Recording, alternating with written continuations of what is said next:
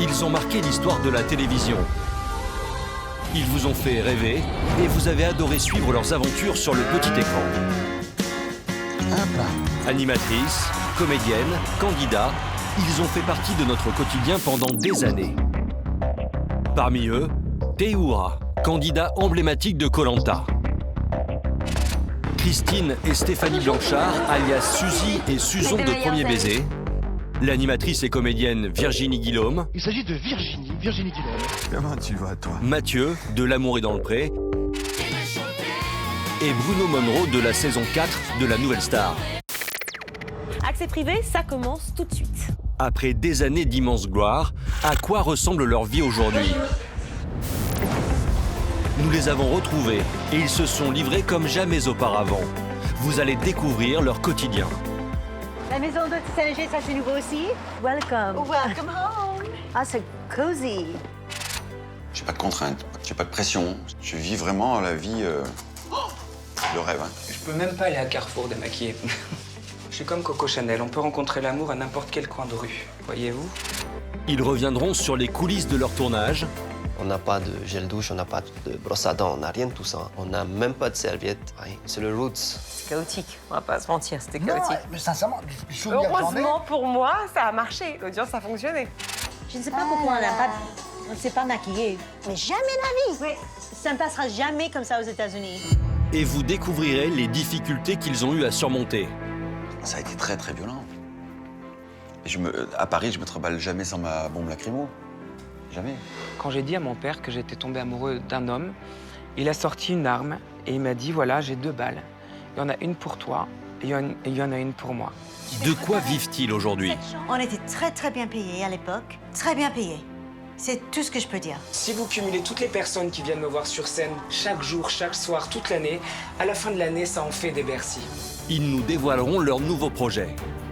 C'est vraiment une bonne réussite, hein, un bon service de reprise de saison. Je ne m'ennuie jamais et ce qui compte, c'est pas de se dire, voilà, il y aura tant de personnes qui me regardent ou pas. Voici la nouvelle vie des stars de nos émissions cultes.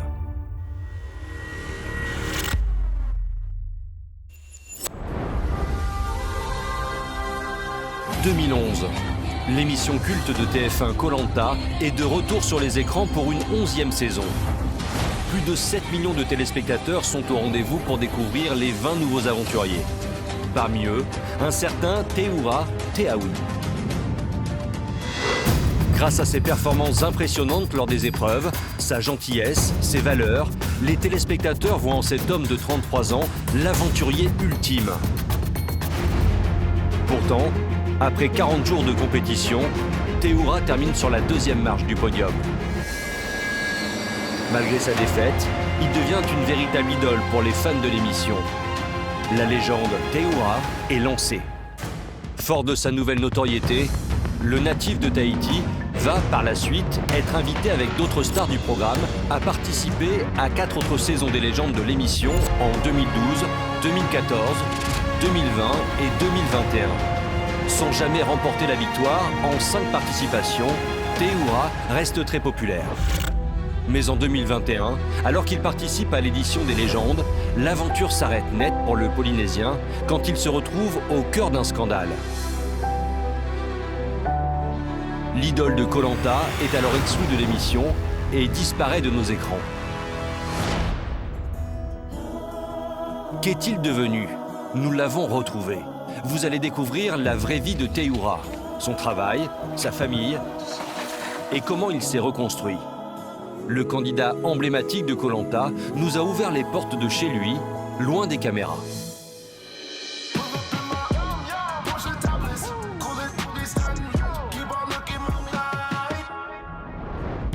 Deux ans après sa dernière apparition dans Koh Lanta, c'est dans le sud de la France, dans le petit village de Cazoul-les-Béziers, que vit l'aventurier. Hey, coucou. Ja, Tama. Tama. Installé dans cette maison avec sa femme Céline il y a quelques années, Tehura est l'heureux papa de 4 enfants qui ont tous des prénoms tahitiens.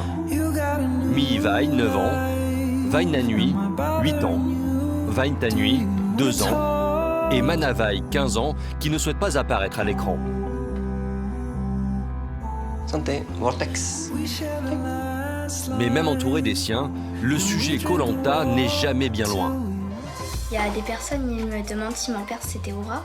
Et moi je leur dis oui. C'est tout. Ils te demandent pas des fois si j'ai gagné ou pas? Parfois oui, mais du coup moi je leur disais pas. Ah oui, elles savent garder le secret. L'aventurier de Koh-Lanta passe le plus clair de son temps à la maison avec sa famille. Loin des caméras et de la compétition, ce papa poule mène une vie simple. On va voir les animaux. On joue au ballon. Tu veux le ballon? Et où le ballon? Là-bas? C'est beaucoup plus calme que monter au cocotier, se battre sur des épreuves pour gagner du riz. Mais c'est pas de tout repos non plus, hein. Attention. Théoura a rencontré sa femme Céline il y a une vingtaine d'années pendant ses études de frigoriste chauffagiste à Montpellier. À chacune de ses absences à l'autre bout du monde, c'est elle qui s'occupait de leur petite famille le temps du tournage. Théoura est très reconnaissant de son soutien et des sacrifices qu'elle a dû faire pour lui. C'est compliqué à gérer avec 4 enfants, plus le travail. Donc, garde d'enfants et tout ça, donc c'est assez compliqué. Je suis enseignante en plus. Je travaille à mi-temps, à 50%. J'ai aussi 23 élèves, en plus des 4. Ouais, il faut dire aussi que j'ai la chance qu'elle m'ait laissé vivre cette aventure. Hein. 5 fois. Ouais, 5 fois. 5 fois quand même. La première, je l'ai poussée. Après... Ouais, j'allais le dire en plus. Surtout qu'elle m'a un peu poussé sur la première saison, même si j'avais toujours eu l'envie de faire Koh-Lanta depuis que j'ai regardé la toute première saison. Mais bon, je me suis dit, en tant qu'homme des îles, ils ne vont jamais me prendre. Hein. Ce serait trop facile, mais bon, voilà. Et puis elle me dit... Qui ne tente rien n'a rien, comme on dit. Vas-y, elle m'a même aidé à écrire ma lettre de motivation. Donc. Mettre sur pause son rôle de père est d'ailleurs pour Théoura le plus compliqué à gérer lors des tournages. C'est difficile de ne pas avoir de nouvelles sur l'île. Ça a été un des moments les plus compliqués pour moi sur Koh-Lanta.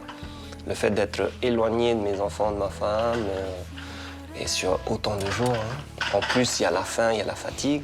Ça amplifie vraiment ce manque. Et c'est pour ça que quand on nous voit gagner la récompense du téléphone, de la visio, ou quand la famille vient sur place, c'est waouh, c'est vraiment un moment intense pour nous parce que ça a été décuplé en fait, ce manque. Et quand on a la chance enfin d'avoir notre famille au téléphone, ben, ça nous fait vraiment du bien moralement. Après 5 éditions et 0 victoire, Théoura n'a aucun regret. Il garde un souvenir indélébile de ses aventures au bout du monde, même s'il n'a pas pour projet de repartir sur le campement. Il y a des choses que les gens ne comprennent pas encore. Pourquoi je fais Koh-Lanta? Pourquoi je reviens 5 fois? C'est comme ça. Je suis piqué, et puis j'adore ça, quoi. Bon, aujourd'hui, je ne sais pas si j'aurai les mêmes, les mêmes envies de revenir, hein, parce que physiquement, je suis quand même usé. Ouais, ça suffit. Ah, c'est bon. Ouais, moi aussi. Sans Koh-Lanta, les journées de Théoura restent chargées. Pas de radeau à construire, ni de cueillette de manioc. Ici, il s'occupe de sa maison et surtout de son jardin. Ouais, je ne le fais pas toujours comme il faut, hein, ce truc. Hein. C'est le jardinier du dimanche. Faut savoir que les Polynésiens, c'est souvent doucement le matin, pas trop vite l'après-midi. Hein. C'est cool la vie. Hein. Ah, une petite dernière, ça ira très bien. Une passion que ce natif de Polynésie voue depuis sa plus tendre enfance, lui qui a toujours entretenu un lien très fort avec la nature. Et voilà. Ah, disons que j'aime bien être un peu en contact avec la nature. J'ai eu de la chance de vivre sur une île auprès de mes parents, mes grands-parents, travailler la terre, le pêcher. Et donc tout ça, ça m'a donné des avantages de ce savoir-faire. Et c'était ça aussi que je voulais rechercher en postulant à Koh-Lanta, c'est de savoir si j'étais encore capable de reproduire ces gestes-là qu'on m'a appris. Et puis, voilà, je me suis très vite retrouvé dans mon élément le premier jour de ma toute première aventure. Ce n'était pas du pipeau. Le fait de savoir monter au cocotier, ça s'apprend. Hein. Si Théoura a définitivement tourné la page Koh-Lanta pour se consacrer aujourd'hui à sa famille, il n'oublie pas pour autant l'émission qui l'a révélée au grand public. Dans quelques instants, en compagnie de sa famille, Théoura nous racontera les coulisses de ses participations à Koh-Lanta. On n'a pas de gel douche, on n'a pas de brosse à dents, on n'a rien de tout ça. On n'a même pas de serviette, rien. C'est le roots. Si Théoura s'épanouit au quotidien auprès de sa famille, deux sœurs fêtent leur retrouvailles après plusieurs années.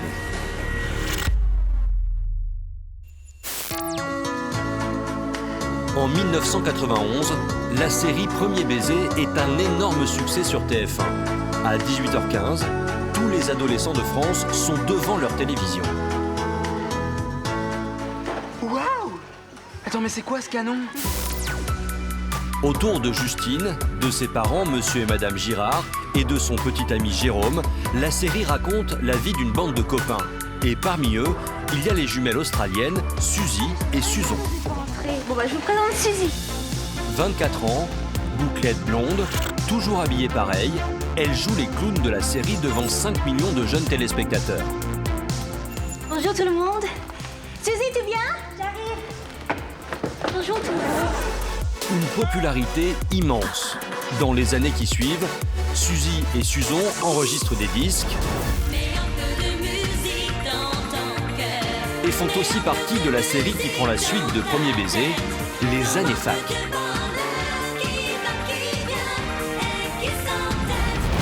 Pour Christine et Stéphanie, les deux comédiennes franco-américaines découvertes lors d'un casting sauvage, Tu as vu l'heure? Il est presque 7h30. Va falloir que je rentre. Arrête! c'est la vie de star. Pourtant, en 1997, lorsque le Club Dorothée s'arrête, leur rêve est stoppé net. Fini, Suzy et Susan. Christine et Stéphanie ne décrochent pas d'autres rôles. Elles retournent à l'anonymat.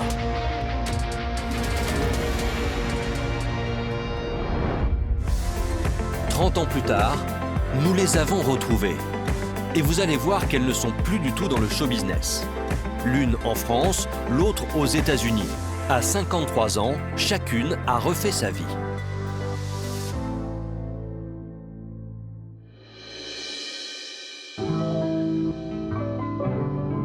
6h30 du matin, à l'aéroport de Roissy. Nous retrouvons Susan, de son vrai nom Stéphanie Blanchard. Elle vient chercher sa sœur jumelle, Christine, alias Suzy. J'ai hâte qu'elle arrive. J'ai hâte. Elle doit être super fatiguée. Elle vit à New York et n'est pas venue à Paris depuis 7 ans.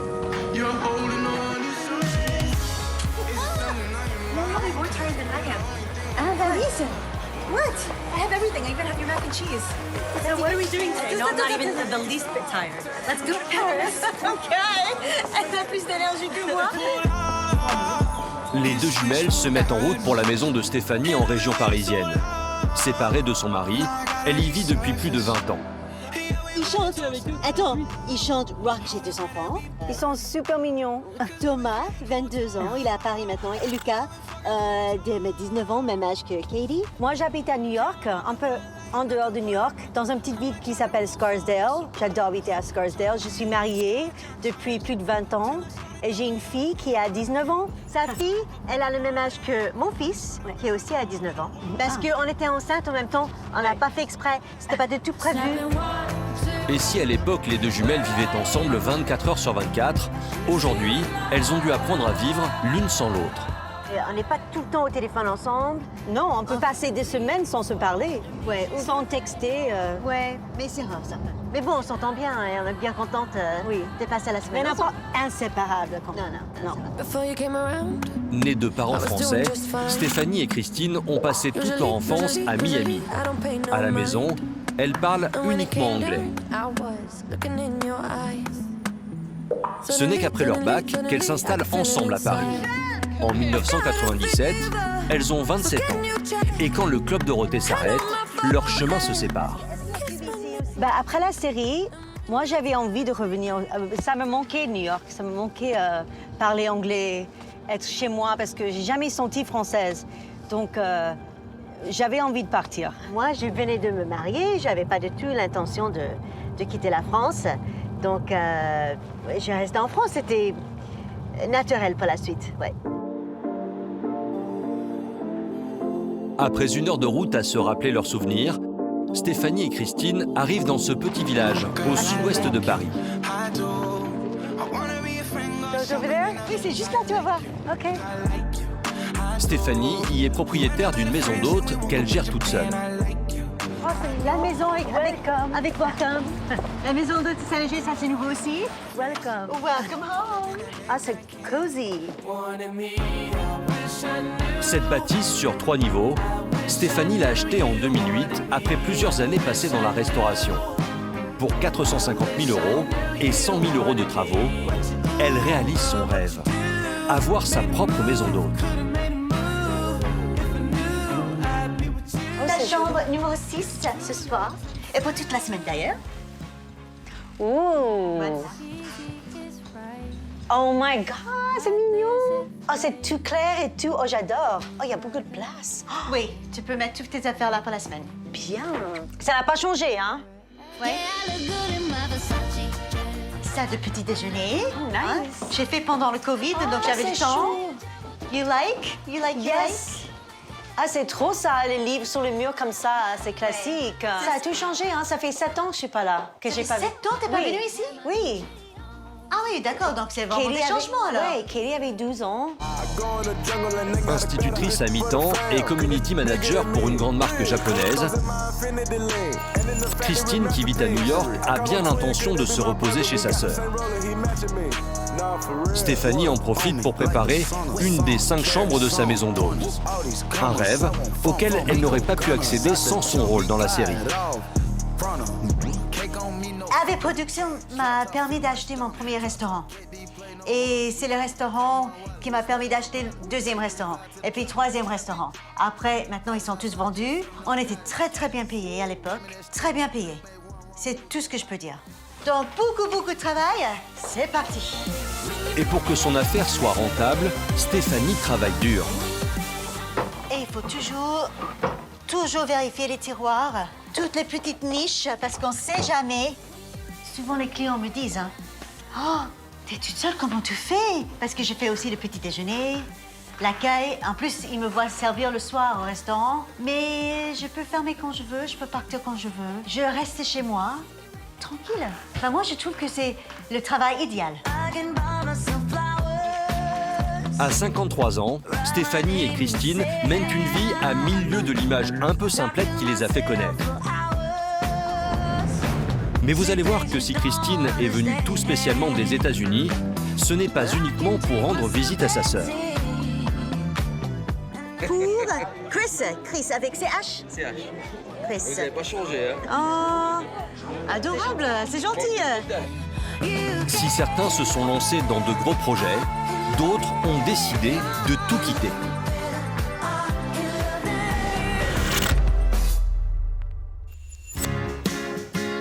En 2020, lors de la 15e saison de la télé-réalité d'M6 L'amour est dans le pré, les téléspectateurs découvrent les 13 agriculteurs qui ne rêvent que d'une chose, trouver l'amour. Parmi eux, Mathieu, 44 ans, éleveur dans le Gard. Dès le premier épisode, il séduit les téléspectateurs avec sa personnalité attachante, sa franchise et son humour. Comment tu vas, toi? C'est toi le cheval le plus célèbre de France. Affichant clairement son homosexualité, Mathieu va tomber fou amoureux d'un jeune homme de 20 ans son cadet, Alexandre. Moi, j'aurais jamais imaginé rencontrer quelqu'un de 20 ans de moins. Enfin, ça fout les chocottes. Hein. Tous les lundis, pendant plusieurs semaines, les Français vont suivre cette idylle. Et leur mariage, 1 an plus tard, est le premier mariage gay de l'émission. À deux, Mathieu et Alexandre vont devenir des stars. Mathieu, Alexandre et Thierry Olive.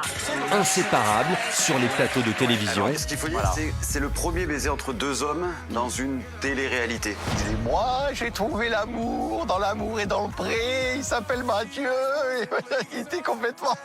Et c'est ce jour-là où j'ai décidé de le demander en mariage. Et suivi par plusieurs dizaines de milliers de fans sur les réseaux sociaux. C'est qui vient de m'appeler? Jérôme et Lucille. Pourtant, après 2 ans et demi de grand amour, le couple se sépare. Un choc pour celui qui pensait avoir trouvé son âme sœur. Mathieu se fait alors plus discret sur sa vie privée. Nous l'avons retrouvé. Travaille-t-il toujours au plus près des bêtes? Est-il toujours en contact avec Alexandre?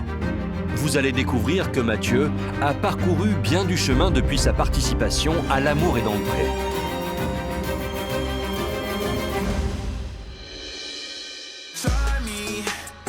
Loin de la campagne, c'est aux portes de Paris, à Bagnolet, que nous retrouvons Mathieu. Oh la vache. Allez. Dans une pipe en bois. Aujourd'hui divorcé, il a posé ses valises dans cet appartement prêté pour quelques semaines par un couple d'amis. Cheveux platine et vernis à ongles, à 47 ans, il a quitté son exploitation et le Gard pour une vie complètement différente. Qu'est-ce que je vois quand je me regarde dans le miroir? Je vois quelqu'un qui n'est pas coiffé.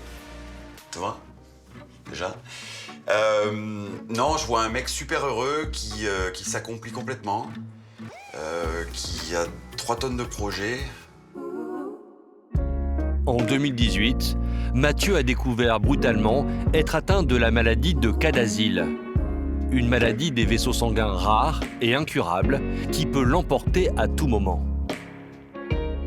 C'était horrible. C'est terrible parce que, putain, tu vois, regarde, j'ai les frissons dans la peau, parce que c'est le moment qui fait basculer ta vie quand même. Apprendre que tu as une maladie incurable. Et après, je suis tombé pendant 2 mois en dépression totale, quoi. C'est-à-dire que je me levais le matin, je me couchais, je savais plus où j'habitais. Je savais plus où j'habitais. C'est atroce de te dire que tu vas mourir d'une maladie. Et un matin, je ne sais pas ce qui s'est passé, je me suis réveillé, je me suis dit maintenant ça suffit. Tu as 2 choix, c'est soit tu arrêtes de vivre, soit tu vis.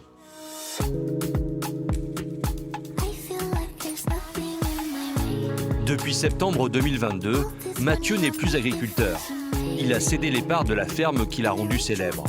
Fini les réveils à 4 h du matin pour s'occuper des animaux, il aime être seul et prend grand plaisir à ne vivre que pour lui.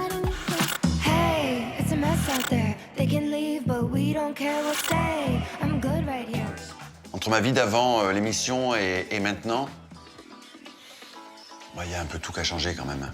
Aujourd'hui, je ne travaille déjà par exemple que pour moi. Avant, on était une équipe, c'était complètement différent. Je ne fais que ce que je veux. J'ai pas de contraintes, pas de contraintes financières, j'ai pas de contraintes, j'ai pas de pression. Je vis vraiment la vie, le rêve. Hein. Une vie bien chargée. Mathieu, aujourd'hui, est influenceur et auteur de livres. Différentes activités qui lui rapportent des revenus confortables. Ce que je peux gagner en un mois, peut-être entre 4 et 6 000 euros. Donc je vis très confortablement aujourd'hui. Ce que je gagnais quand j'avais la manade, c'est du 1000, 2000. Après, ça dépend des mois. Puis là, j'ai tellement de projets en cours. J'ai signé chez Albin Michel pour un 2e livre, donc j'ai eu une avance. J'ai toujours ma gamme de terrines. Mais globalement, je dépense rien. Je suis pas quelqu'un, je m'achète des fringues pas chères. Donc voilà, et sans excès, jamais d'excès.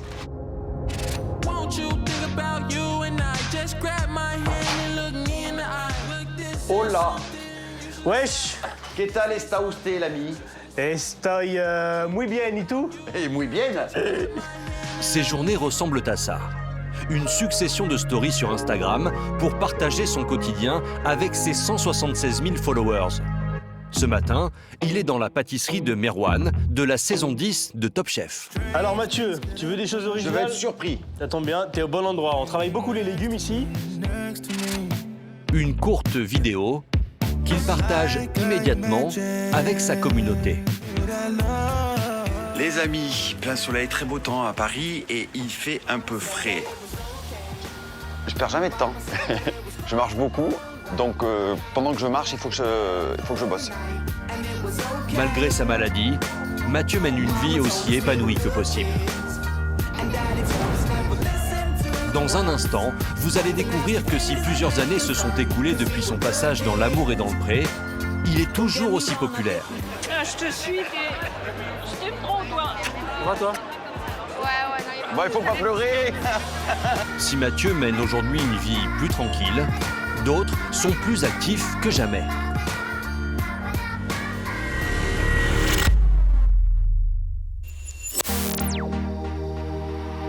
En 2007, les téléspectateurs français découvrent une nouvelle animatrice au talent indéniable, Virginie Guillaume. Il s'agit de Virginie Guillaume.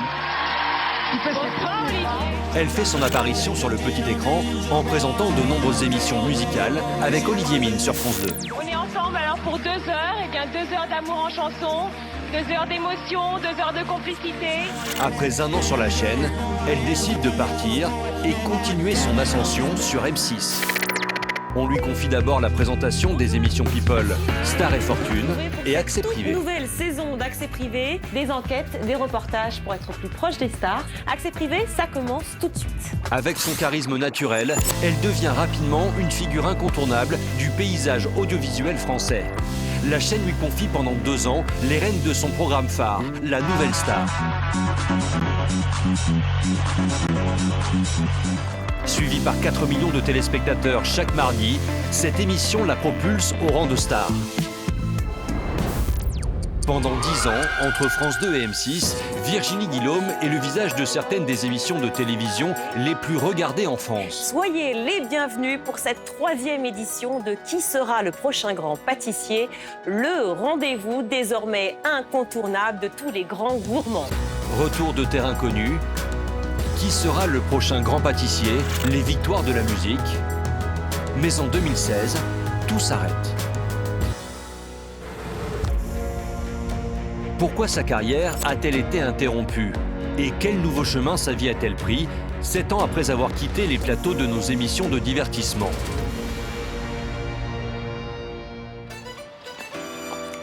Vous allez découvrir que Virginie Guillaume est toujours prête pour de nouveaux défis.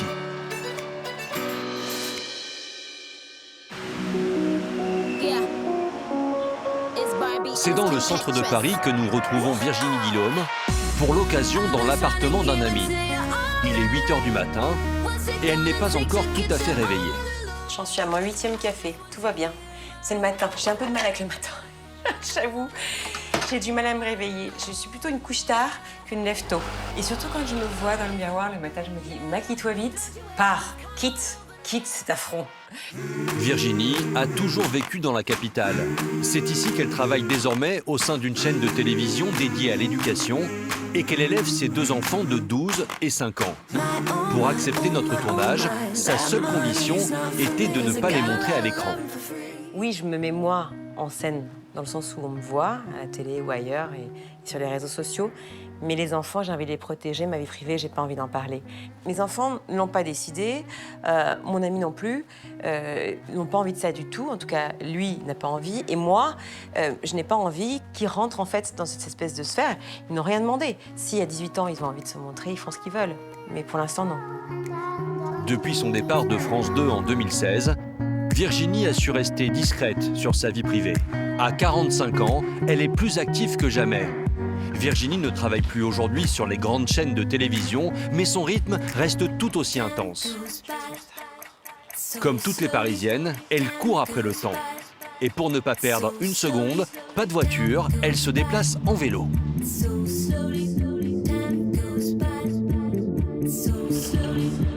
10 h, Virginie arrive à sa salle de sport. Après un passage rapide au vestiaire pour se changer, elle retrouve Raphaël, son coach. Salut. Salut, tu vas bien? Ça va et toi? Ça va. Ouais. En forme? Non. C'est pas grave. Tu veux pas qu'on aille prendre un café, s'il te plaît? Non, on va s'entraîner. Let's go. Tiens, on va aller là-bas. S'il te plaît. On va se mettre là, on va partir sur des fentes, ok?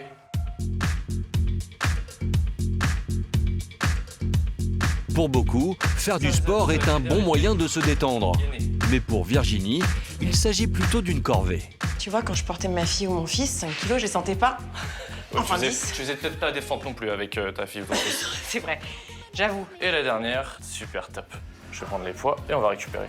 Ça va, ça chauffe? Très bien. J'ai mal partout. En fait, dès que j'ai envie d'un peu de renforcement, tu vois, et de me motiver, j'appelle Raphaël. Et voilà, on est là.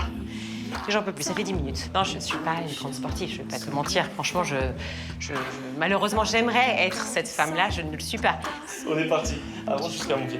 Je suis celle qui bouffe, celle qui boit, celle qui sort, celle qui se couche tard, celle qui aime faire la fête, tu vois, et qui peut traîner dans son lit le matin. Mais je sais à quel point le sport est nécessaire. Et la dernière. Ok, top, super. Comment tu te sens? Bah, Ça j'ai va? mal, mal partout. Bah, c'est très bien. Moi, te questionne. Ok, top. 30 secondes, comme tout à l'heure. Une petite récup. Non, pas entre les deux. Non, non. Aujourd'hui, comme à l'époque où elle animait de nombreux primes sur M6 et France 2, Virginie ne fait pas du sport pour plaire aux téléspectateurs ou pour rentrer dans les normes de beauté parfois imposées par l'industrie du divertissement. J'ai une pression naturelle, mais qui n'a rien à voir avec la télé. C'est-à-dire que naturellement, depuis toujours, je m'angoisse de ne pas être assez fine, de ne pas être assez jolie, de ne pas être assez... Si tu veux, ça me traumatise. J'ai du mal à sortir pas maquillée, j'ai du mal à ne pas penser à ça. Bon, ok, on est bon. Virginie a su faire la part des choses et ne pas se laisser atteindre par les critiques. Mais si elle se force à trouver la motivation pour le sport, c'est aussi pour compenser son autre passion, la gastronomie.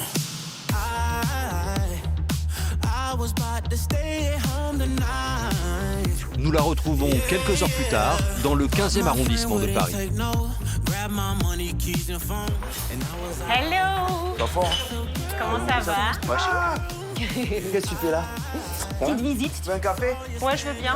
Dans quelques jours, elle organise un dîner avec l'animateur Olivier Mine. Alors, petite visite à son ami le chef Christian Etchebest pour dégoter quelques idées de recettes. Tu me donnes une bonne idée pour mon dîner parce que je me demande si je vais pas lui faire ce truc-là. C'est facile à faire. C'est très facile à faire. Attends, j'essaie de noter. C'est vrai que moi, je suis là pratiquement toutes les semaines. Voilà. C'est un rendez-vous en fait.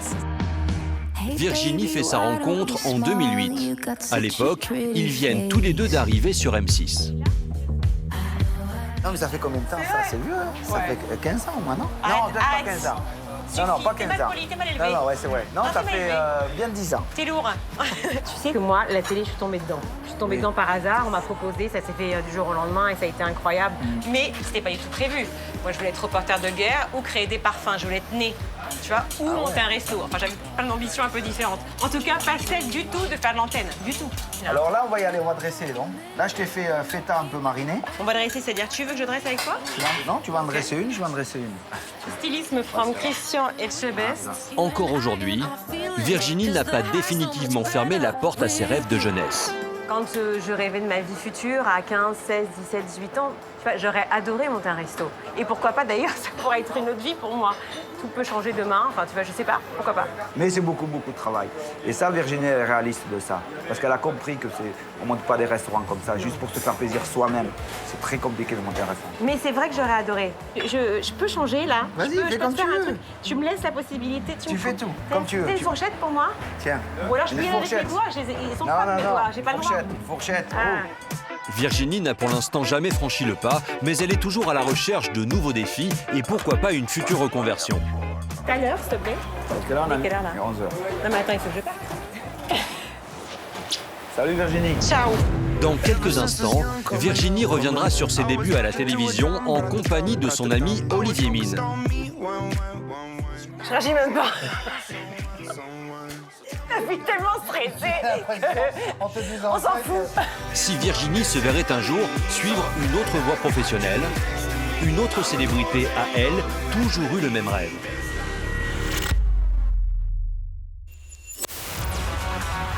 En 2006, plus de 6 millions de Français se retrouvent devant leur écran pour suivre la 4e saison de l'émission musicale d'M6, La Nouvelle Star. Parmi les milliers de personnes qui se présentent aux auditions, un jeune garçon de 18 ans, à la voix cristalline, va se faire remarquer. Son nom, Bruno Monroe.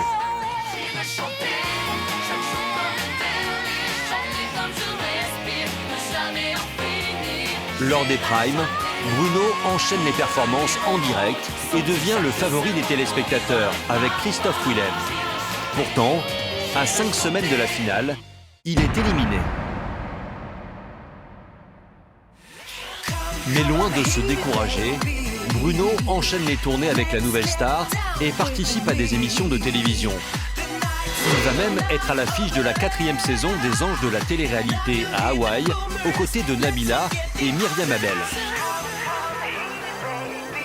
Durant cette émission, il va enregistrer une chanson, Be Mine, dont le clip va être vu plus d'1 million de fois en une semaine. Par la suite, il reprend des chansons d'autres artistes et chante aussi les siennes.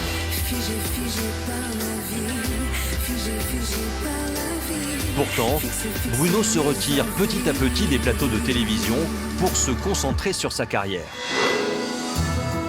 Nous l'avons retrouvé.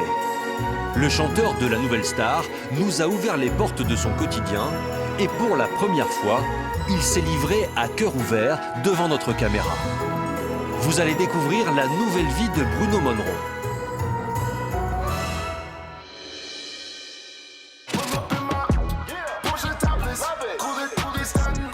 En Seine-et-Marne, dans la petite ville de Ponto-Combo, il est 11h du matin quand nous retrouvons Bruno Monroe chez lui. Dans cette petite maison où il habite depuis plusieurs années, l'ancien candidat de la Nouvelle Star et des Anges de la télé-réalité commence sa journée. Alors moi, ma routine du matin, c'est je me lève, je prends un petit café noir, j'essaie de me réveiller, je prends un petit peu d'air dans le jardin parce que j'ai la chance d'habiter dans une maison à 20 minutes de Paris. Et j'essaie de me réveiller, ce qui est très compliqué chez moi. À 39 ans, Bruno a une bonne raison de se lever si tard. Depuis sa participation à la Nouvelle Star en 2006, sa vie a complètement changé. Il a transformé son rêve en métier à plein temps. Je suis intermittent du spectacle depuis la Nouvelle Star depuis 2006. Donc tous les soirs, je chante dans des bars, dans des clubs, dans des cabarets. Un peu comme Amy Winehouse faisait à Londres, moi je fais la même chose à Paris. Donc je suis un enfant de la nuit, je chante, je chante, je chante, je chante. Moi je gagne bien ma vie parce que moi je suis Bruno de la Nouvelle Star, je suis Bruno des Anges. Donc ça fait que les gens ne m'ont pas oublié. Et les gens du coup, quand tu es booké en tant que Bruno de la Nouvelle Star, quand tu es booké en tant que Bruno des Anges, que tu représentes une marque ou une chaîne de télévision, au-delà de ton talent, moi je prends 1 000 € par concert. Tout simplement. Hanté par le temps qui passe, Bruno revendique son côté enfantin et n'a jamais voulu se résoudre à se séparer des jouets de son enfance qu'il garde précieusement dans sa chambre. J'ai mon E.T.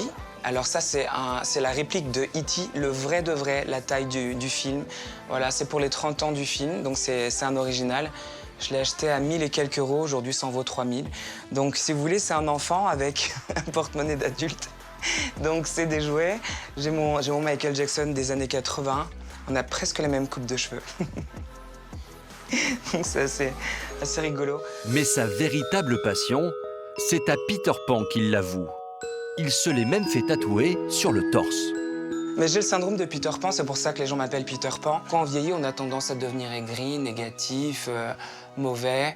Quand on garde son âme d'enfant, on essaye de rester pur, positif, rêveur, innocent. C'est ça le syndrome de Peter Pan. C'est de garder son âme d'enfant. De pas grandir, c'est une chose, de pas vieillir, c'est autre chose.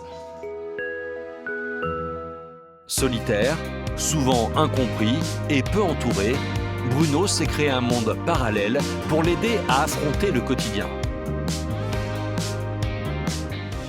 On a tous besoin d'idoles, de références pour se trouver soi-même, pour se construire. Moi, j'ai les miennes. J'ai Mariah Carey, j'ai Christina Aguilera, j'ai Amy Winehouse, Dalida, entre autres. Bruno assume volontiers son côté excentrique jusqu'à ses croyances. Impossible de le prouver, mais il serait même en connexion avec le fantôme de Dalida. Il dit à chaque fois que je chante Dalida, j'ai l'impression que je suis comme possédée, comme si elle rentrait dans mon corps. Encore une fois, qu'elle s'exprimait à travers moi, que j'étais juste une enveloppe. Et après, à la fin de la chanson, je redeviens moi. C'est très étrange. Je raconte jamais cette histoire. Vous savez, en France, quand on parle d'extraterrestre ou de paranormal, on passe pour un Illuminati. Enfin, on se dit le garçon, il est pas net. Mais moi, je suis comme saint Thomas. Je crois en ce que je vois. Dans l'univers magique de Bruno, on fait très attention à son image. Pour ce célibataire, aucun détail n'est à négliger. Tout est très étudié, de la coiffure au maquillage. Je peux même pas aller à Carrefour démaquiller. Je suis comme Coco Chanel, on peut rencontrer l'amour à n'importe quel coin de rue, voyez-vous? Le maquillage n'est pas seulement une question d'esthétique pour Bruno, c'est aussi un moyen de rentrer dans son personnage de musicien, allant jusqu'à se faire tatouer les notes d'un piano sur le cou. Le visage, c'est une toile vierge. On est libre de dessiner ce qu'on veut dessus. Moi, c'est ça. J'efface Bruno, je dessine Monroe. Et puis voilà. Le maquillage, c'est un masque. Pour interpréter un rôle, il faut rentrer dans la peau du personnage. Regardez, on est presque potable. Presque. C'est avec le masque de Monroe, son personnage, que Bruno s'épanouit vraiment aujourd'hui. Dans un instant, Bruno révélera l'histoire d'amour qu'il a vécue avec une star de la chanson et comment, par amour, il a dû renoncer à sa carrière. Moi, cette histoire d'amour m'a énormément coûté dans ma carrière, dans ma vie personnelle. J'ai l'impression de m'être sacrifié pour son bien, à lui, pour sa carrière, à lui, et d'être passé au second plan trop longtemps. Si Bruno s'est créé un personnage pour affronter le monde extérieur, nous allons retrouver un autre candidat qui, lui, à l'inverse, a toujours misé sur sa simplicité.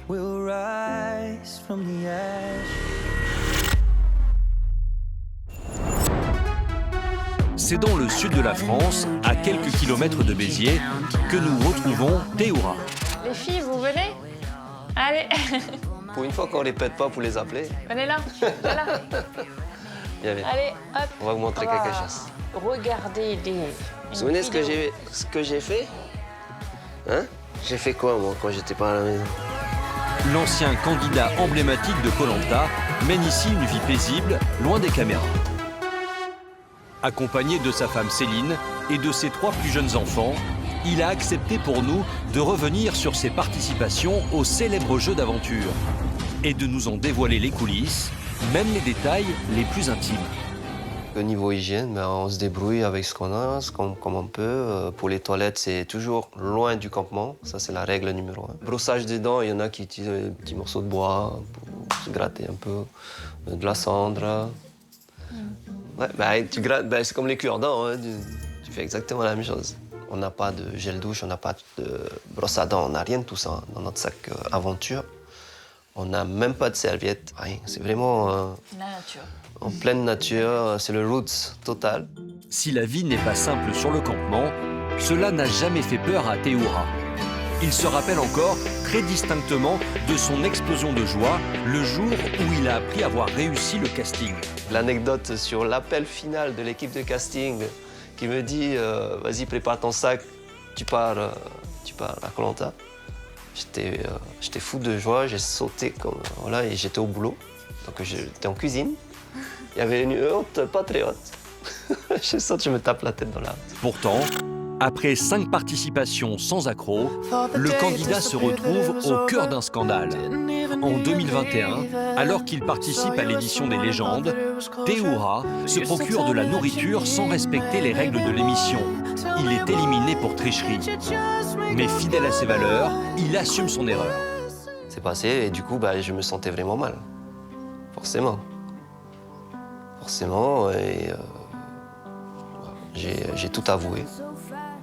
Parce que je voulais pas non plus imaginer juste que je remporte Koh-Lanta, par exemple, chez moi, et que cette histoire ressorte après. Je pense que ça aurait été pire. Rongé par les remords, Théoura se dénonce alors à la production de l'émission. Mais bon, aujourd'hui, je suis bien avec moi, avec ça. Quand je vois des familles avec des enfants qui viennent à ma rencontre avec un grand sourire et me dire tu es notre héros. Voilà, je pense que la mission, elle est réussie. C'est surtout la question aux enfants si vous êtes fiers de votre papa, quoi. De ce que j'ai fait. Hein? Oui? Oui. C'est un petit oui. Et c'est un oui quand même. Malgré cette polémique, Théoura garde de très bons souvenirs de l'émission qui l'a fait connaître. D'ailleurs, il s'est érigé un mini-musée rempli de souvenirs de ses aventures. J'ai pas fait pour me souvenir à chaque fois de ça. Je l'ai mis là parce que on avait cette vitrine On avait cette vitrine et j'avais ces objets. C'est pas comment on dit, fétichisme ou autre. Non, rien du tout de ça. C'est même pas pour exposer. Les gens, quand ils viennent, j'en parle pas du tout. Eux, ils voient, ah, mais ça me parle, mais même des fois, je fuis pour ne pas en parler. Aventurier, Théoura ne l'est pas seulement à l'écran. Loin des épreuves de Koh-Lanta, il s'est lancé un nouveau challenge, ouvrir son propre food truck. Un défi de taille pour ce cuisinier qui y a consacré une partie de ses économies. Mon food truck, donc le tracteur qui est d'occasion, mais toute la cellule et matériel, c'est du neuf. Donc ouais, ça a demandé quelques dizaines de milliers d'euros. À ma sortie de ma première saison, je faisais des ateliers de cuisine à domicile. Et puis, entre-temps, j'ai édité un livre de recettes. Et avec tous les bénéfices de tout ça, j'ai pu mettre en place le food truck. Une belle réussite pour Théoura, qui était destinée à un tout autre avenir. Je suis venu en France pour passer mon bac professionnel en énergétique, c'est-à-dire frigoriste, chauffagiste. Mais pas du tout pour la cuisine. Pas du tout pour la cuisine. Et après, beaucoup d'années ont passé. J'ai fait 5-6 ans à la fac de sport, juste avant d'atterrir en cuisine. Comme quoi la vie, hein. Mais c'est encore tout récent pour moi dans la cuisine professionnellement. Ça fait quoi, une douzaine d'années? Donc c'est encore jeune dans la cuisine. Mais ça me plaît. Depuis 2015, Théoura s'épanouit grâce à ce projet saisonnier. 5 mois par an, de mai à octobre, il sillonne les routes de sa région avec son food truck. Et justement, dans une semaine, c'est l'ouverture de la saison. Dans quelques instants, vous allez assister au lancement de la saison de Théoura derrière les fourneaux. Mais il a toujours la même appréhension. Les clients seront-ils au rendez-vous? Il y en a qui me demandent une petite dédicace, donc j'ai toujours un petit carton qui traîne par là. Si le temps est au travail pour Théoura, d'autres s'apprêtent à faire un grand bond dans le passé.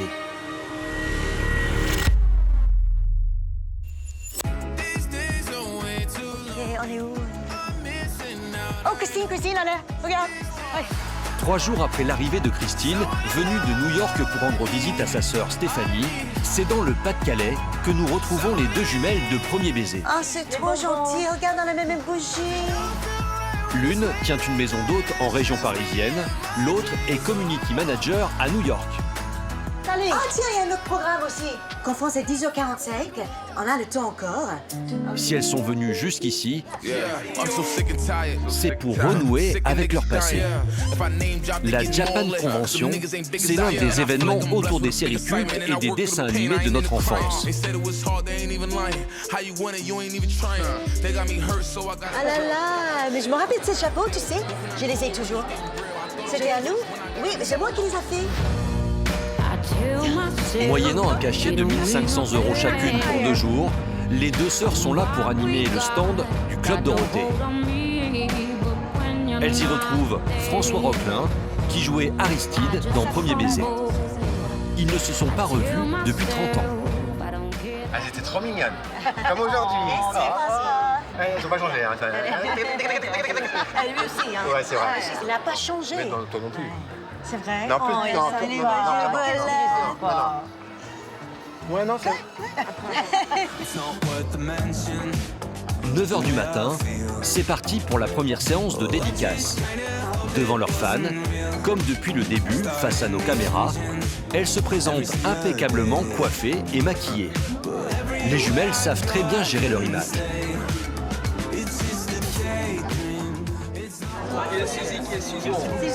Susan. Pour... Et petit Chris avec CH. CH. Vous n'avez pas changé, hein? Oh, adorable, c'est gentil. On est venu un peu se promener et puis voir les comédiens de Premier Baiser. Ils sont restés très jolis. Nous, on plonge en enfance avec tout ça, c'est génial. Ils sont venus préparer. Ah ouais. Mais écoute, à tout à l'heure. Ok, oui. Déjà, on vient de Belgique et on est venu voir les jumelles. Génial, elles sont sympathiques, elles sont très petites.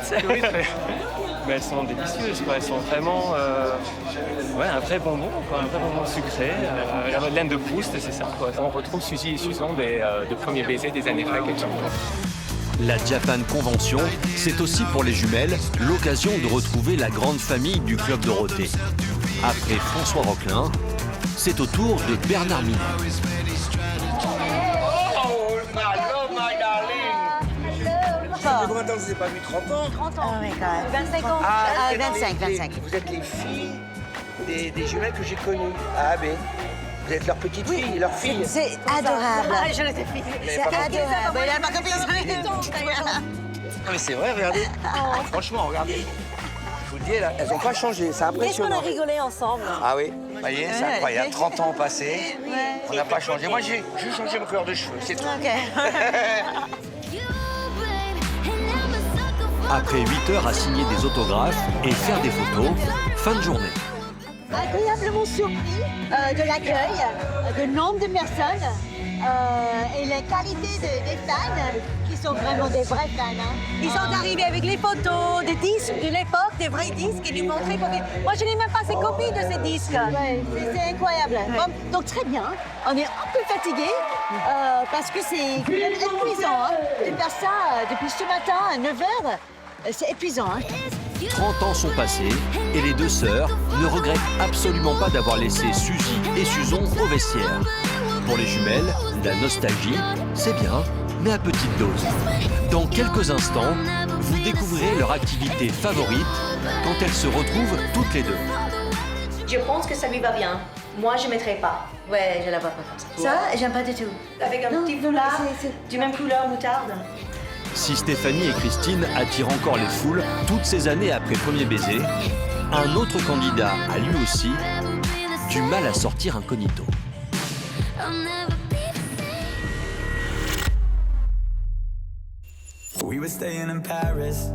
Nous retrouvons Mathieu, l'ancien éleveur de taureaux de la 15e saison de L'amour est dans le pré. Ce week-end, c'est le rendez-vous qu'il ne manquerait pour rien au monde. Le salon de l'agriculture. J'ai l'impression, tu sais, ça fait comme un enfant qui, la veille de Noël. Puis tout à l'heure, on va retrouver les copains, là, les anciens de L'amour est dans le pré, et ça me fait vibrer. Vraiment.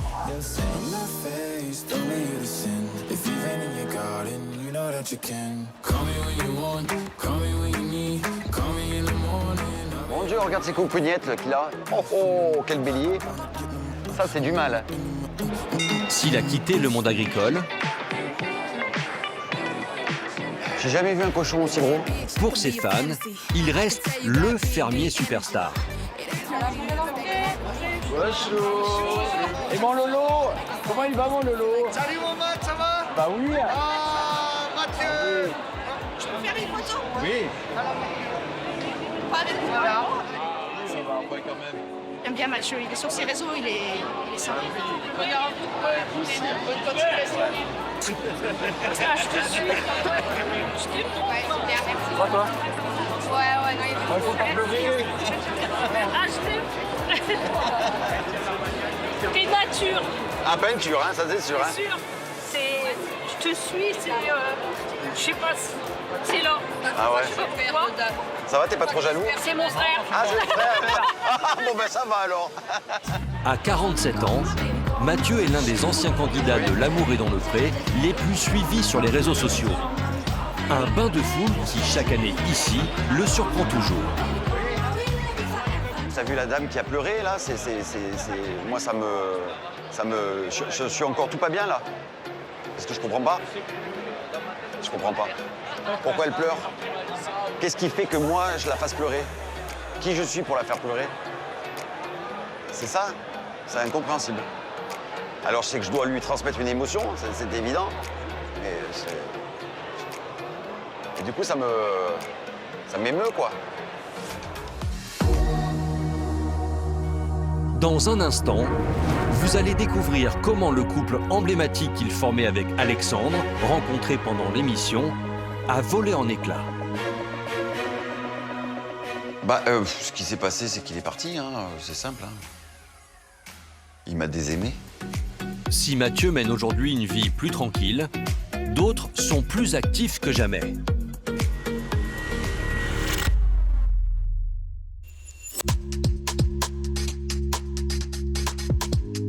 À quelques pas de la Madeleine, dans le 8e arrondissement de Paris, nous retrouvons l'animatrice Virginie Guillaume.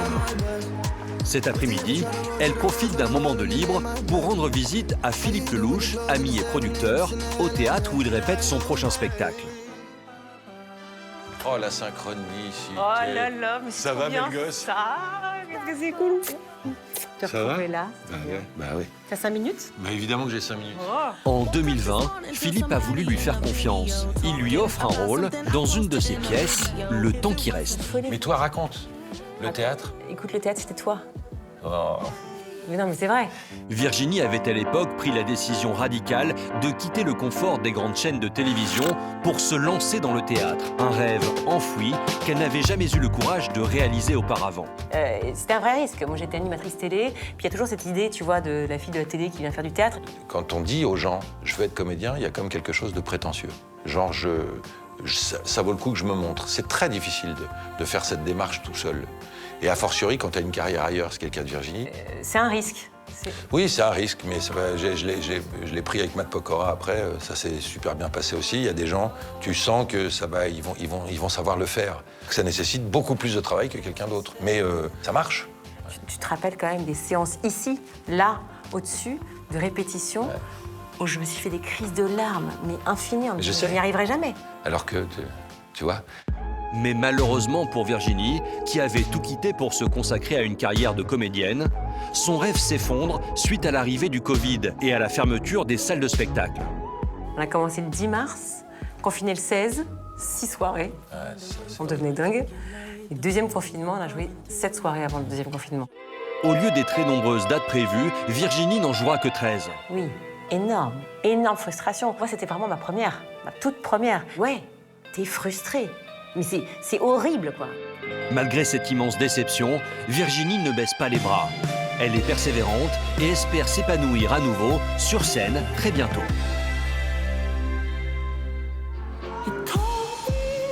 Le lendemain, nous retrouvons Virginie Guillaume dans le quartier du Sentier. Bonjour, ça va? Ça va très bien.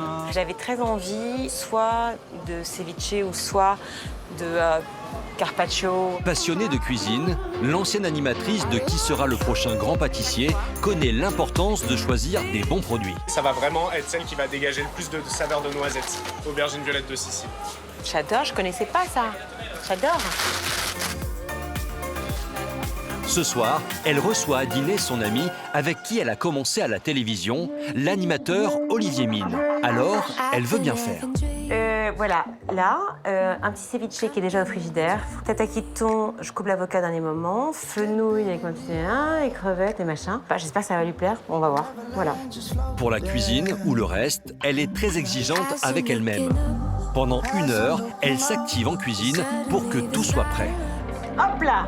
20h45, comme prévu, Olivier Mine arrive. Allô? Grande beauté. C'est en 2007, lors de son arrivée sur France 2, que Virginie fait la connaissance d'Olivier, également animateur sur la chaîne. Depuis, ils sont restés en contact et essaient de se voir dès qu'ils en ont l'occasion. Ma chérie, je ne sais pas comment tu es capable de réaliser des plats aussi joliment présentés. Ouais, mais ça fait l'air, c'est bon.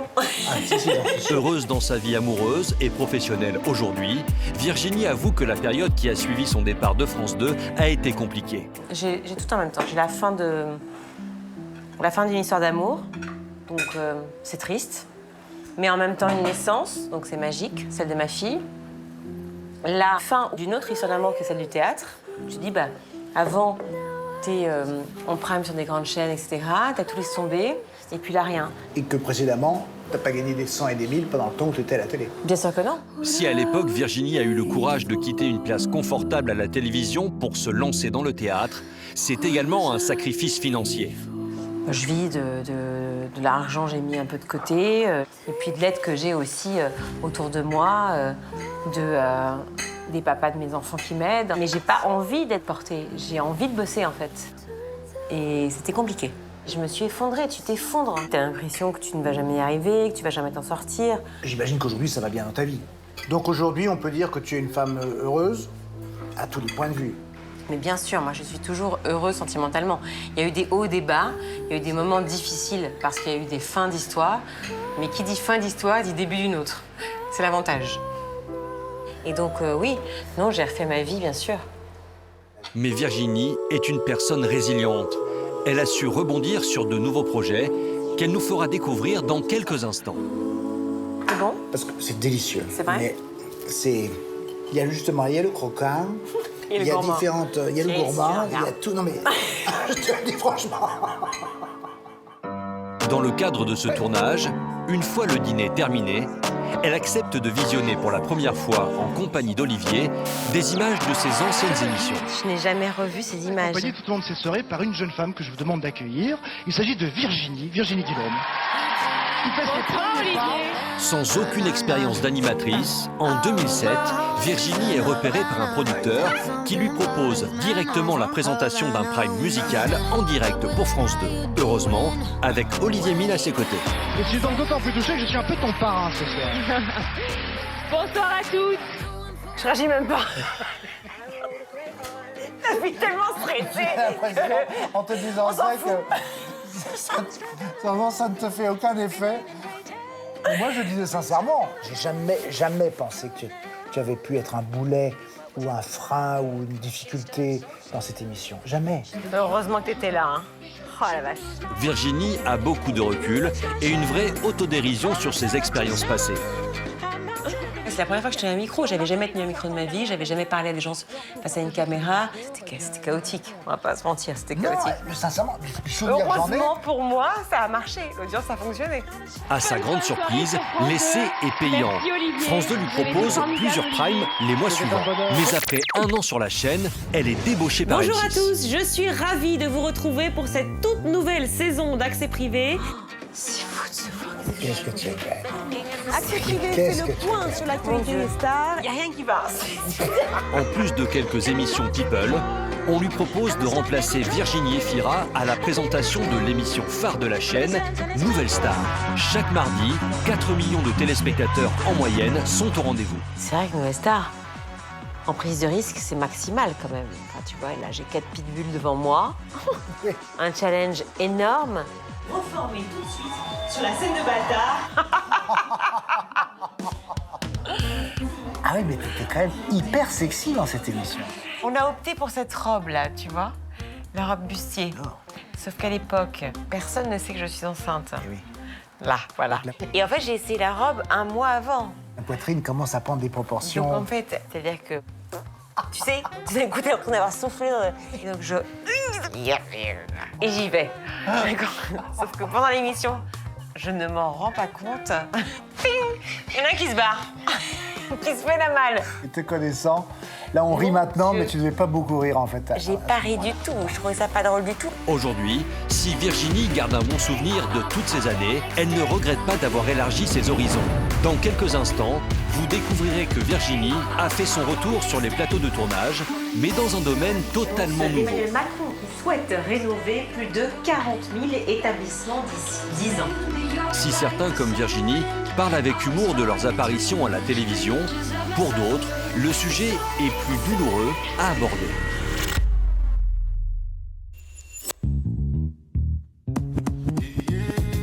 C'est à quelques kilomètres de chez lui, à Saint-Mandé, en région parisienne, que nous retrouvons Bruno.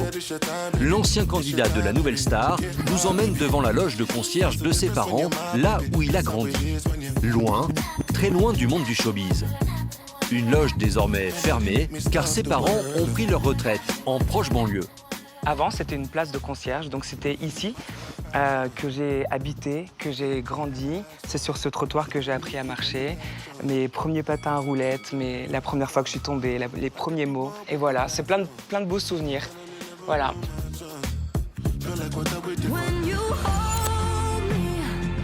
Une enfance heureuse jusqu'à son premier amour. Selon les dires de Bruno, son père aurait mal accepté son homosexualité. Alors à 18 ans, pour la première fois de ma vie, je tombais amoureux et c'était d'un homme. C'est une relation qui a duré 1 an et demi. Quand j'ai dit à mon père que j'étais tombé amoureux d'un homme, il a sorti une arme et il m'a dit « Voilà, j'ai 2 balles. Il y en a une pour toi il y en a une pour moi. Pour le père de Bruno, l'homosexualité de son fils est insupportable. Depuis ce jour, ses relations avec ses parents sont très compliquées. Ils ont d'ailleurs refusé de participer à notre tournage. Bruno a même décidé de changer de patronyme et d'abandonner son nom de famille pour Monroe, en hommage à Marilyn Monroe, dont il a toujours été fan. Bruno Monroe est né le jour où j'ai compris que je ne pouvais pas être moi, puisque être moi, ça m'avait coûté. Donc je me suis dit que j'avais besoin de protéger le petit Bruno, qui était vrai, honnête, sincère, démaquillé, très banal finalement. C'est alors qu'il décide de devenir chanteur.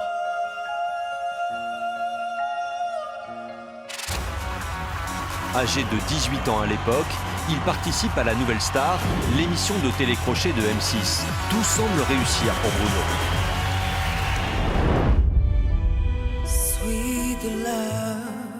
Peu de temps après, il assume aussi son homosexualité et reconnaît même avoir une histoire d'amour avec une future star de la chanson qui va le marquer pendant des années.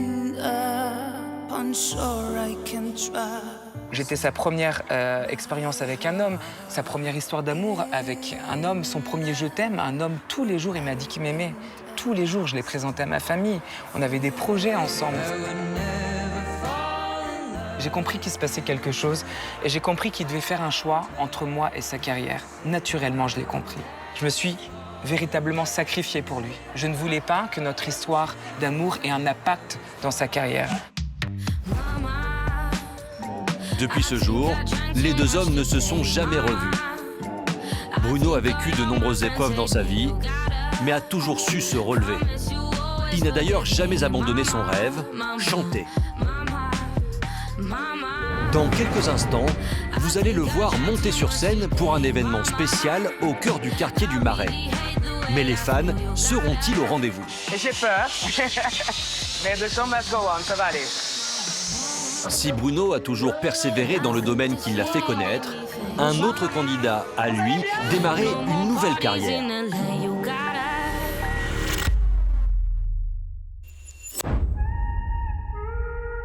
À Béziers, nous retrouvons Théoura, le candidat emblématique de Koh Lanta.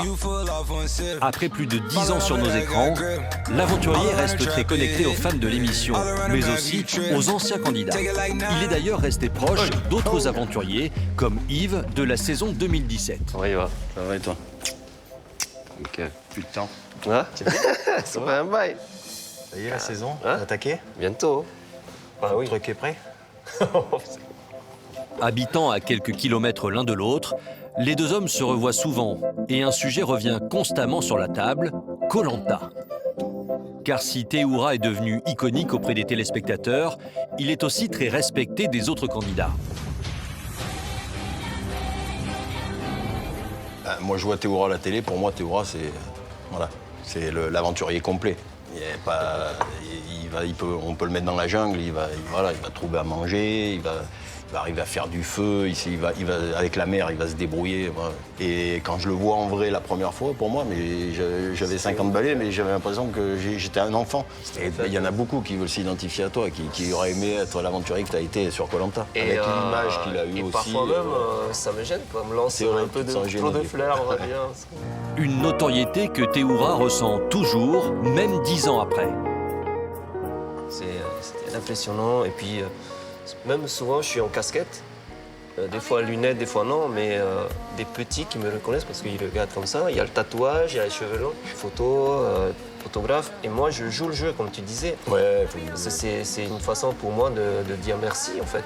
Ben, quand je suis allé à ton food truck la première fois, j'ai halluciné. J'arrive à son food truck. Ouais. Et ça faisait déjà, je sais pas combien de temps qu'il n'avait pas fait, enfin qu'il n'était pas retourné, quoi. Ben, les gens viennent au food truck en réalité pour faire la photo avec Théoura. Je crois qu'il n'y en a pas un qui n'a pas commandé à manger et qui n'a pas fait la photo avec Théoura. C'est un peu ça. Moi le premier d'ailleurs. Cette grande popularité, Théoura a appris à la mettre à profit. D'ailleurs, il n'a pas le temps de traîner. Aujourd'hui, c'est la reprise de la saison pour son food truck. Yana, sa grande sœur, et Manavai, sa fille, sont venus lui donner un coup de main. Et très vite, ses doutes sont balayés. Devant le food truck, les clients affluent pour déguster ses spécialités tahitiennes. Voilà, tout le monde est arrivé en même temps. Mais tant mieux, c'est bien, c'est bien. Ça fait plaisir de reprendre avec autant de monde là. Parce que bon, avec le temps, c'était pas évident. Hein. Pour chaque commande, le candidat n'échappe pas à une photo ou un autographe. Ouais, bah il y en a qui me demandent une petite dédicace, donc j'ai toujours un petit carton qui traîne par là. Et puis voilà, non, c'est toujours sympa. Une façon de dire merci aussi de mon côté, tu vois. Car ce ne sont pas seulement les plats d'origine tahitienne qui attirent les clients. La vraie star, c'est Teoura. Ouais, un totem à la maison quand même ou quoi? Ouais. Non. Non, même pas. Il les donne pas, ça. T'es sérieux, il les donne pas? Ah, au moins un, quoi. Tu vois. On a suivi Koh Lanta depuis ses débuts et c'est un homme extraordinaire. Il sait tout faire. Tout. Aller chercher manger, faire la cabane, faire tout. C'est un aventurier. Avec une centaine de plats servis en quelques heures, cette reprise est une vraie réussite pour lui. Voilà, du coup, c'est vraiment une bonne réussite, hein, un bon service de reprise de saison. C'est vraiment bien. Malgré le temps, hein, pas de soleil. Ouais, je suis content. À 44 ans, l'ancien candidat de Koh Lanta est heureux. Et voilà. Et bravo pour votre parcours. Merci. Après plusieurs années passées à la télévision, Teoura a su retrouver l'équilibre. Il se concentre aujourd'hui sur sa vie de famille et son food truck. Et pourquoi pas ouvrir un jour son propre restaurant.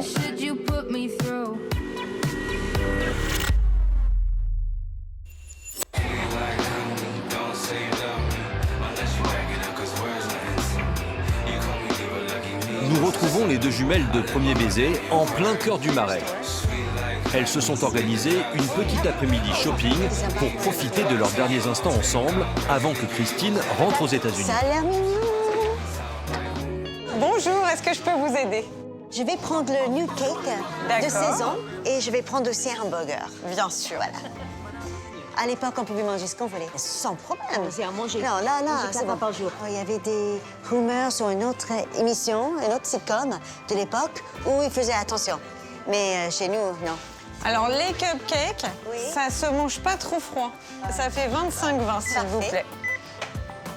Suzy et Susan de Premier Baiser. Bingo. Mais j'avais oublié que vous étiez vraiment... En fait, vous êtes vraiment américaine. Oui. Ah, ben voilà. Je suis toujours très étonnée quand les gens nous reconnaissent parce que je trouve que je ressens pas du tout comme à l'époque. Presque 30 ans après la série, et alors qu'elles ont disparu des écrans depuis longtemps, les deux jumelles sont toujours stupéfaites d'être reconnues dans la rue.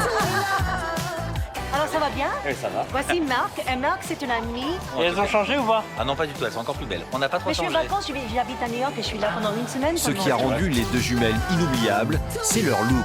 Suzy et Susan étaient toujours habillées pareil, toujours coiffées pareil. Une passion pour les vêtements qui n'a pas changé depuis. Christine, on va passer au moins une heure ici. Oh, this is going to be great. Oh, j'aime bien les couleurs, regarde. Oh, il y a un jupe que j'aime. Allez, on y va. C'est parti, les reines de shopping. Dans la boutique, les deux sœurs sont comme deux gamines. Oh my God, tu es pas short pour le parce que juste pour essayer. Elle est où, Christine? J'ai trouvé un paire de jeans. Je l'essaye. Les robes sont magnifiques, mais j'ai plein de robes noires déjà.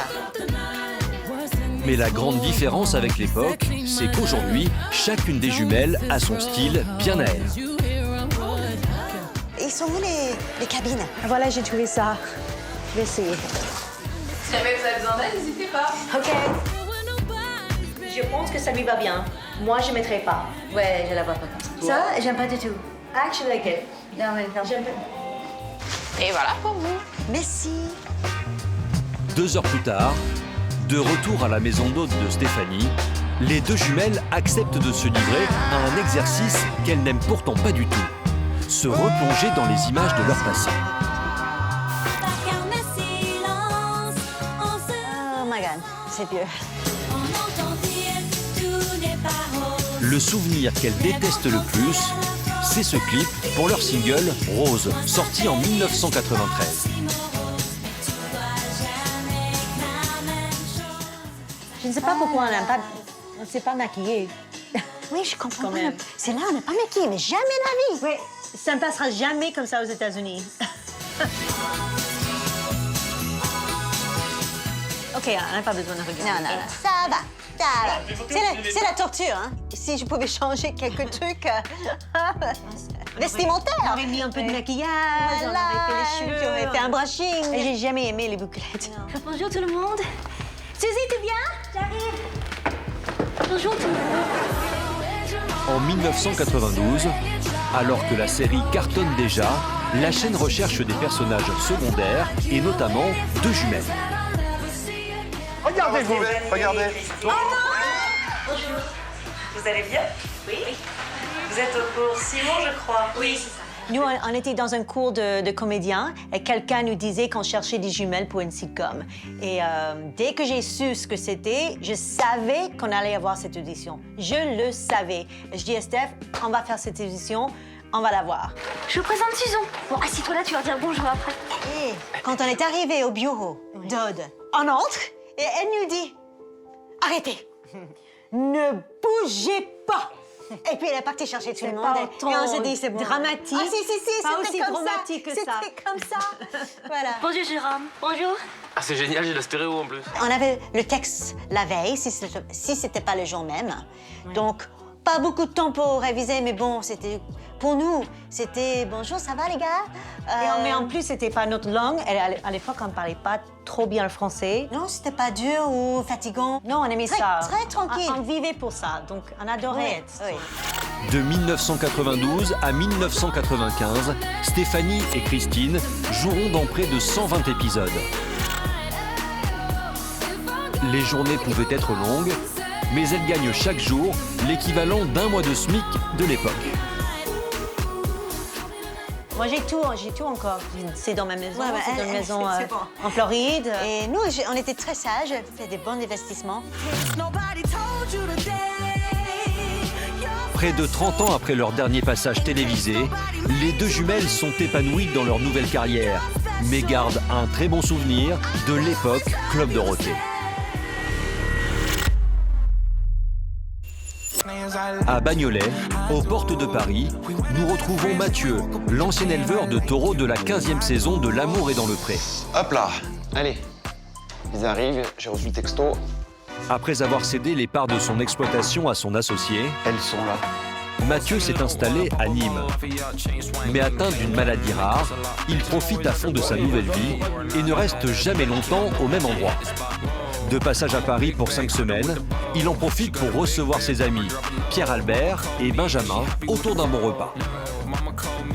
Alors, c'est parti. Avec eux, il a accepté de revoir pour notre tournage on s'en avait pris un sourire. Des images de son passage dans l'émission. C'est il y a 10 ans, ça, non? Hop là. C'était pas il y a 10 ans, j'en ai 47, bon, il y a 3 ans. Dans L'amour est dans le pré, Mathieu n'a jamais caché son homosexualité. Grâce à l'émission, il a rencontré Alexandre, 24 ans, un jeune jockey de Deauville. J'ai vu que c'était un passionné qui travaillait dans le monde des chevaux. Ça a forcément joué un rôle très important. Un coup de foudre devant 4 millions de téléspectateurs. C'était pas drôle là de revoir là, toutes les... Ça me fait de la peine. Pourquoi de la peine? Parce que je l'ai beaucoup aimé, hein, Alex. Hein. Et c'est vrai que je me dis, des fois je me dis quel gâchis. C'est la première fois que dans une télé-réalité, 2 garçons s'embrassaient. Ouais, mais pas s'embrasser dans un smack. Là, je lui ramassais la bidale. D'accord? Et c'est à partir de ce baiser qu'on a eu toutes nos menaces de mort. Ça a été très, très violent. Et à Paris, je me trimballe jamais sans ma bombe lacrymo. Jamais. Je peux pas, parce que si je tombe sur un des mecs qui m'ont dit qu'ils allaient m'écarteler, t'es exposé quand même. Hein. Une homophobie qui n'empêche pas Mathieu et Alexandre de se marier le 26 juin 2021. À ce moment-là, Mathieu n'imagine pas que 2 ans et demi plus tard, Alexandre va le quitter. Ce qui s'est passé, c'est qu'il est parti, hein. C'est simple. Hein. Il m'a désaimé. Je sais pas comment on peut faire pour me désaimer. Mais il l'a fait. Écoute, c'est comme ça. Non, il est parti. J'ai mis quelques mois à m'en remettre. C'était très dur. Puis après, une fois que c'est fait, c'est passé, c'est passé. Hein. Mais là, j'ai vraiment tourné la page, par contre. J'entends les murmures de la ville, le fracas des... Quelques jours plus tard, nous retrouvons Mathieu en plein cœur de Paris. En plus de ses nombreuses activités, il s'est lancé un nouveau défi. L'écriture d'une pièce de théâtre avec son ami Guillaume Mélanie, acteur et metteur en scène.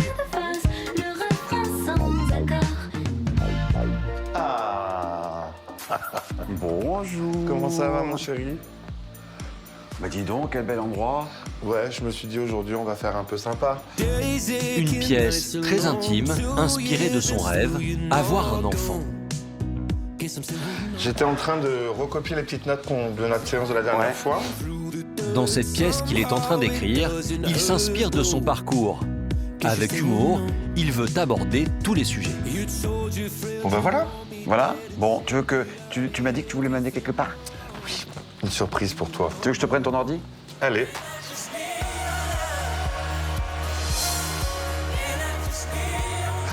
Et vas-y. Ouh, je casse le théâtre. Voilà. Et voilà. Donc là, tu m'as amené ici pour me faire ressentir les choses, savoir si je vais être capable de maîtriser mon émotion. Déjà, pour que tu regardes comme c'est beau. Ouais. C'est beau, hein? C'est magnifique. Voilà. Voilà dans quoi vous vous embarquez, monsieur. Attends, je pose mon sac.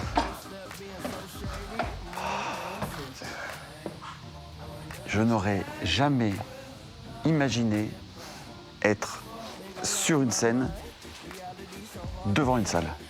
C'est un peu de la faute de Karine Le Marchand, directement. Et ce jour-là, Mathieu n'est pas au bout de ses surprises. Ah bah c'est Alex. Allô? Salut Alex. Ça va? Je veux peut-être Michel. Bah si tu passes, ouais. Allez, bah passe, je t'attends. Son ami Alex Good, ancien animateur de La France a un incroyable talent, Salut Guillaume et Mathieu. également producteur de spectacles, se propose de lui donner quelques conseils avant ses premiers pas sur scène. Qu'est-ce que vous faites là, enfin? Je connais bien cet endroit, hein. Oulala. L'ancien agriculteur n'hésite pas à se lancer dans une nouvelle aventure, à milieu de la ferme qu'il l'a fait connaître. Mais pas du tout. Mais tu t'imagines, moi, terminer sur une scène comme ça? T'as déjà oublié ton texte? Ah oui, bien sûr que ça peut déjà arriver. Qui dit ça? Non mais il dit ça avec une aisance. Mais oui, bien sûr, c'est ma pire peur. Mais ça va t'arriver un jour. C'est ma pire peur. Ça va t'arriver un jour. Ça va t'arriver d'avoir des trous. Voilà, et de toute façon, dans ce cas-là, il y a juste un truc à se rappeler, on a tous un trou. Voilà. Aujourd'hui, Mathieu continue de multiplier les projets. Voilà, c'est terminé après toutes ces émotions, l'écriture, le théâtre, etc. C'est quand même... Je regarde l'heure, je vois que j'ai pas d'heure. C'est l'heure, il faut y aller. 2 mois en Thaïlande, le travail là-bas. C'est parti, c'est fini. Bye bye. Mathieu vit sa vie à 100 à l'heure. Il espère concrétiser tous ses projets et ne s'interdit pas un jour de retrouver l'amour.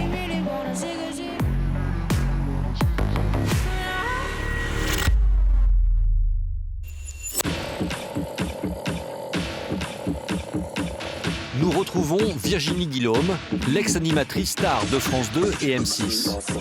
Ce matin, sa maman passe lui rendre visite pour prendre un café. Coucou. Bonjour ma chérie. Tu parles maman? Oui, très bien. Très bien. Les deux femmes sont très proches et se voient au moins une fois par semaine. Ah, je veux bien, oui. Si en grandissant, Virginie ne rêvait pas de devenir une star du petit écran, elle a toujours eu un lien particulier avec le milieu de la télévision. C'est bien, ma chérie. Ça va toi? Oui, tu es toujours aussi jolie. Toujours aussi mignonne. Comme d'habitude. Je tiens de mes parents. Ah oui, c'est Sa maman était directrice de la communication de France 2 et Philippe, son papa, fut nommé le premier président des prémices de France Télévisions en 1989. La nomination de Philippe, qui est arrivé dans l'audiovisuel en tant que premier président commun des deux chaînes publiques, Antenne 2 et FR3, a été un événement médiatique important, puisqu'il a été nommé contre l'avis du président de la République. Et ça a été vraiment, pour lui et pour nous, un chamboulement de vie et surtout un tsunami très, très, très fort. Ouais, ça a été violent. Très violent médiatiquement, très violent sur tous les plans. Et puis, bon, à faire un lien aux pommes, enfin, il est tombé malade très rapidement. Et j'avais 16 ans quand il est parti. Le père de Virginie meurt à l'âge de 52 ans. Heureusement, Virginie Guillaume a toujours pu compter sur le soutien sans faille de sa maman. Brigitte a toujours été sa plus grande fan. Ce qui est génial, c'est qu'à chaque fois que je faisais une émission, ma mère était plus au courant que moi. Tu suivais tous les articles qui sortaient sur moi, sur l'émission surtout. Oui, et en plus, j'ai tout enregistré. La maman de Virginie a également conservé tous les articles de presse à son sujet. Maman, viens. Elle en a fait 4 immenses albums, organisés méticuleusement. Il y avait quand même pas mal de couvertures de presse sur toi, hein. Beaucoup. Et de très belles photos. C'est vrai qu'il y a les photos en Corse où j'attendais un bébé. Regarde cette... C'était quand j'attendais Roméo. Ah oui, voilà. Wow. C'est belle cette photo d'Orgala. Pour Virginie, voir son parcours étalé sur le papier est un moyen pour elle de réaliser le chemin parcouru. Ouais, c'est vrai, quand je regarde tout ça, je me dis, ah oui, c'est vrai que j'ai fait 2-3 trucs. Bon, voilà. Et vous êtes fier en fait de sa carrière? Ah bah, je suis carrément éblouie même. Je trouve ça formidable. On fait pas trop. Maman, elle pense que l'avenir sera radieux et que ma fille continuera dans cette voie ou dans d'autres voies, parce qu'elle a beaucoup d'envie et de passion, et donc c'est ça qui est formidable, je trouve. C'est l'avenir, en fait. Des opportunités nombreuses. Et c'est justement une toute nouvelle page de sa carrière télévisuelle que Virginie écrit désormais. En début d'après-midi, du lundi au vendredi, direction son nouveau lieu de travail. Et pour Virginie, notre Parisienne, le trajet se fait évidemment en métro. Je sais pas comment font les gens très connus, tu vois. Moi, je prends le métro sans problème, il ne se passe rien. C'est un enfer. Les autres. Elle a la chance de n'avoir jamais trop souffert de sa notoriété. Après des années à illuminer nos écrans sur France 2 et M6, Virginie avait décidé en 2017 de tout quitter. Mais depuis 2022, c'est sur School TV, première chaîne française dédiée à l'éducation, que Virginie fait son retour sur les plateaux de tournage. Chaque jour, elle anime le Grand JT. Un programme très différent des grosses émissions de divertissement qu'elle a pu animer auparavant. Je ne pensais pas avoir cette possibilité, cette capacité d'animer une émission quotidienne et de news d'une heure par jour avec des invités politiques, avec des humanistes, des sociologues. Là, on est sur une émission d'actu, de société, donc du coup, évidemment que je mets plus ma carte de journaliste en jeu. Ce poste est un retour aux sources pour Virginie. Voilà, faut que j'aille me faire maquiller. Ouh, c'est maintenant. Bon, j'arrive. Elle a d'abord eu peur de ne pas être à la hauteur. Mais aujourd'hui, elle est très heureuse d'avoir accepté ce nouveau challenge. On est loin ici des 2 heures de préparation qu'il y avait avant Nouvelle Star. Là, c'est 20 minutes. Allez hop, on y va. C'est des nouveaux défis qui sont dingues à chaque fois. Donc, je ne m'ennuie jamais. Et ce qui compte, c'est pas de se dire, voilà, il y aura tant de personnes qui me regardent ou pas. Guillaume, chroniqueur sur son émission, est ravi qu'elle participe à la naissance de cette chaîne, malgré quelques appréhensions au départ. J'avais peur parce qu'on a toujours l'image que les gens qui font de l'antenne, qui font des prêts, qui font des directs sont odieux avec les équipes. Et en fait, c'était tout le contraire. Là, il y a quelque chose de très intéressant puisqu'elle laisse aussi beaucoup la lumière aux autres. Et je pense aussi qu'elle apporte beaucoup à la rédac, ne serait-ce que le carnet d'adresse. Direction le plateau d'enregistrement. Allô ? Après un appel obligatoire à la nounou pour faire un coucou à ses 2 enfants, Virginie est prête. Pendant 1 heure, bonjour à tous et bienvenue dans le Grand JT de l'éducation. Tout de suite, le sommaire. Dans les conditions du direct, Virginie dirige le plateau, enchaîne les sujets et les invités. Sous l'œil attentif de Jean-Yves Epp, le patron de la société. C'est lui qui a tout fait pour que Virginie rejoigne leur équipe. 17h, l'enregistrement se termine et tout s'est bien passé. Oh, j'entends. Ça, c'est pas du président, ça. Ouais. Alors, salut Virginie. J'aimerais faire à notre petite échelle, mais certes, mais faire avancer un peu le débat sur l'école parce qu'il y a un vrai sujet aujourd'hui et il faut que ça change. Aujourd'hui, Virginie se sent épanouie sur ce programme, mais elle est toujours en quête de nouveaux défis. L'avenir reste une énigme, mais une chose est sûre, elle est prête à affronter de nouveaux horizons.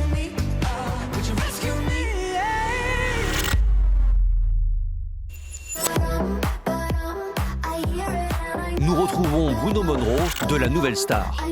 Depuis qu'il a quitté l'émission il y a 20 ans, il vit en se produisant sur de nombreuses scènes françaises. Mais derrière le personnage à la Peter Pan qu'il s'est créé et qui le protège, se cache une voix exceptionnelle. Et aujourd'hui, c'est pour la fête de la musique qu'un célèbre bar branché du Marais à Paris lui a demandé de chanter. Moi, quand je suis sorti de la Nouvelle Star, si on m'avait dit que 20 ans plus tard, je chanterais encore, j'y croirais pas. C'est au-delà de mes rêves, au-delà de mes espérances, c'est au-delà de tout ce que je m'étais fixé. Bruno est resté très simple et n'a aucune aigreur de ne pas remplir de stade. Je m'en fous des Bercy. Moi, en fait, je vous explique. Quand un artiste très connu comme une Jennifer ou un Slimane fait une tournée tous les 5 ans pour un album, moi, je suis sur scène toute l'année. Alors, si vous cumulez toutes les personnes qui viennent me voir sur scène chaque jour, chaque soir, toute l'année, à la fin de l'année, ça en fait des Bercy. Mais même avec l'expérience acquise durant toutes ces années, le stress est encore présent. La première fois que je suis monté sur scène au pavillon Baltard, à la Nouvelle Star, bizarrement, j'étais moins stressé qu'aujourd'hui.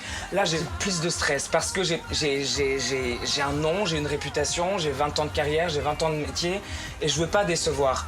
Je veux pas qu'on se dise « Ah, il a tout misé sur son look ». Non. Évidemment. Un dernier réglage avec le DJ et Bruno entre en scène devant des milliers de personnes.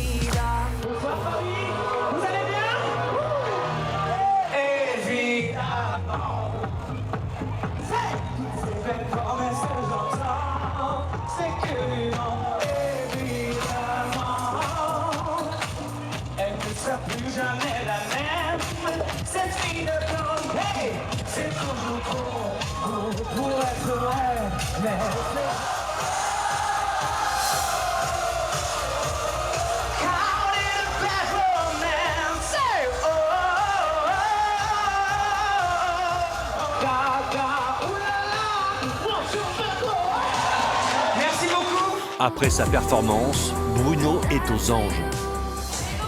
C'était top. Tout le monde a chanté. Je suis plus que content. Je suis reconnaissant. Merci Dieu, merci la vie. Je me sens en communion avec le public. Je me sens bien dans ma tête, je me sens bien dans ma peau. Et je me dis que j'ai bien fait de passer ces 20 dernières années à chanter pour en arriver là. 17 ans après sa première apparition à la télévision, Bruno ne compte pas s'arrêter de sitôt. Celui qu'on surnomme Peter Pan veut continuer de chanter devant son public le plus longtemps possible.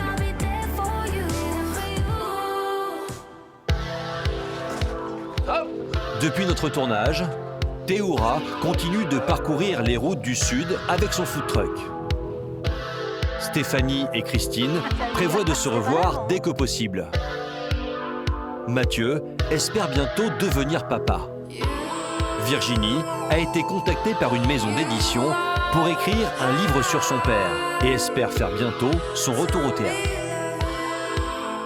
Bruno a retrouvé le chemin du studio et il va prochainement être la star d'une nouvelle comédie musicale.